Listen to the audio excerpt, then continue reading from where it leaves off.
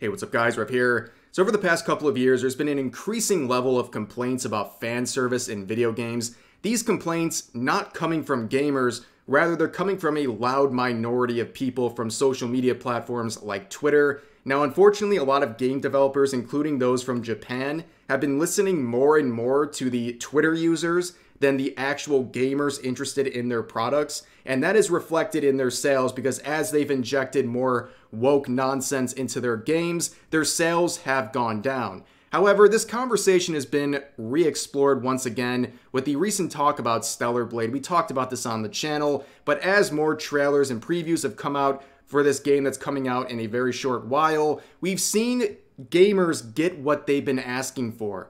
And that is conventionally attractive characters with fan service. That is something a lot of gamers enjoy, and people have been praising Stellar Blade and their developers for delivering just that. Now, I don't know if you guys have had a similar experience to me, but my Twitter timeline over the past couple of days has been nothing but Tifa from Final Fantasy. Okay, so basically all it took was a spoiler of Final Fantasy VII Rebirth, where Tifa is in a swimsuit, to basically lead us what feels like a new renaissance in gaming. That's all it took. People are going absolutely rabid for this Tifa design here. All it took was the swimsuit. And here, I'll play a little clip of it. I don't even know if it's translated. It doesn't matter. You'll get the point.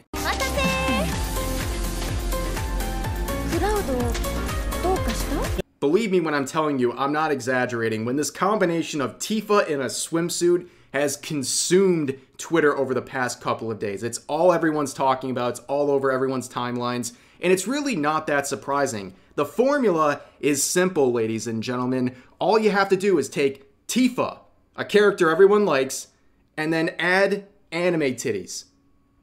Boom! Success! The formula is so simple, and it was working for so many years until recently, where now game developers are shying away from these things because they want to appease people on Twitter, for example. And it's very strange. Let's get back to the very simple formula. And a lot of people have looked at this situation and said, hey, is this a redemption arc for Square Enix, who a lot of people have had concerns about because of a lot of woke nonsense they've been pursuing with their recent titles? And in fact, only a month ago, we saw this article from Niche Gamer where they reported that Square Enix quietly removed a recruitment page bragging about censorship. Now, we talked about this maybe about a year ago, but this was a disastrous discovery when people translated this recruitment page where a member of the ethics team over at Square Enix made some very concerning statements talking about the biggest joy of their job being removing and changing things that the developers had made, including changing things to a point where the players would never even know whatever was removed existed in the first place. And when they're talking about things that they want to change, they're referring to things they consider controversial, problematic, and weird, which is a very open-ended concept and way too open for someone on an ethics team to be tinkering with when they're doing their changes for a localization or a public release of a title. However, a lot of people looked at this situation and said, they really lost that much from Forspoken, huh? So they're now starting to scale back some of these recent changes and overall company policies and directions they've been pursuing the last couple of years. And you might be onto something, because nothing will make a company listen more than taking away their money, taking away their profit. And that's what happened with Forspoken. Absolute dumpster fire of a game, in case you weren't aware. This was not only a big blow to the reputation of Square Enix just because this game underperformed, but it was also a huge blow financially because, as it turns out, this game cost $100 million. Yeah, $100 million for this quality, okay? You kind of get what you deserve in that situation. But of course, with these new hopes, with Square Enix maybe turning a new page, I would be remiss if I didn't bring up the real concerns that have not been addressed. And as Scratchpoint here points out, a lot of the ESG-related policies that they're pursuing on their pages have not been removed, unlike the recruitment page where they're bragging about censoring and removing things. This is still right on their front page talking about all of their community goals and all of their goals to inspire and have as much inclusivity as possible and tell the stories of all kinds of different rich backgrounds in their products, as well as pursuing more diverse routes and representation and equity and all these things, when really people just want a good game. I think that's really all people want, instead of all of this very performative nonsense on their page we all know they're doing to impress someone else, not gamers. Gamers just want a good piece of media. That's it. That's how you keep them happy. And I don't know why we're kind of losing the plot here with all of these attempts by Square Enix here. But moving forward, I'm going to give the hottest take ever, okay? This is nuclear, ladies and gentlemen.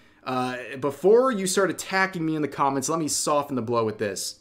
Listen very carefully. I think this Tifa swimsuit looks amazing. Okay, I think it looks awesome. Okay, I'm happy with it. But I believe this is a compromise. The way this swimsuit was designed was a compromise. Because maybe if this was 10 to 15 years ago, this would be a bikini. Okay? It's just a different landscape nowadays, and I think adding all of these frills and extra layers to the swimsuit is a compromise by Square Enix. And this is their way of basically having a middle ground between what gamers want and their own whatever thought process and direction they've been heading the last couple of years. But anyways, I kind of forget about all that when I see mini games like this being shared. Some more spoilers where Tifa's doing sit-ups in that swimsuit, and I'm like, oh yeah, you know what? Maybe we are back. But anyways, while a lot of people are praising Final Fantasy, a lot of people are celebrating the downfall of Suicide Squad Kill the Justice League. This is a game we talked about a few weeks ago after it released, and it's been a dumpster fire. As a product itself, I think nothing sums up the experience more than the final scene. Besides a lot of the pandering throughout the game, the final scene really just wraps everything up with a nice bow, and it really just represents a lot of beloved IPs being treated really poorly by this game. In the final scene, Harley Quinn boops Batman on the nose and then 5 seconds later shoots him in the face. And unfortunately, those lines from Batman were the final lines of the now late Kevin Conroy's career, and that was someone who was the voice of Batman, a very beloved voice actor and beloved member of this franchise and any related communities, and that was his final line. Just an unfortunate end to an unfortunate IP and game here.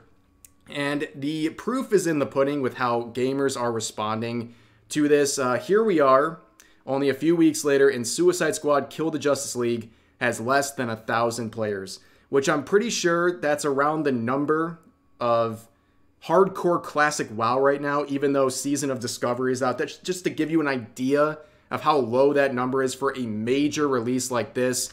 And of course, Warner Bros. Is actually feeling the concerns here. They're feeling the heat because they're losing a lot of money on this one. I think that's no secret, where they have now come out and said that this game has fallen short of their expectations. So the WB has flat out admitted this, that this game was a critical and commercial failure in its attempt to herd its Arkhamverse into a live service game.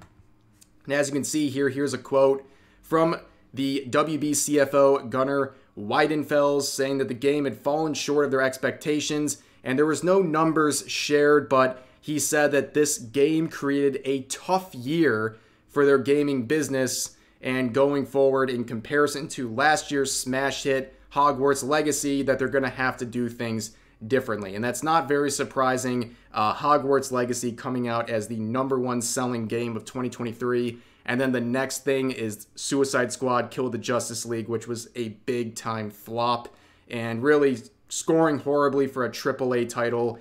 It's just not a good look. And for a lot of people, they look at this situation with Suicide Squad Kill the Justice League, and they say, yeah, the consequences of your actions. This was a very underwhelming title from Rocksteady, and really, it's just the way it is, and no one really feels sorry for them. And hopefully, again, this serves as a wake-up to what gamers actually want, and maybe they'll start changing things in a positive direction. And that's what a lot of people are saying is happening with Square Enix right now, and if that holds true, we'll have to just wait and see. But For now, that's going to do it for this video. I hope you guys enjoyed. As always, share all of your thoughts about today's topics in the comment section down below, and I'll see you guys next time.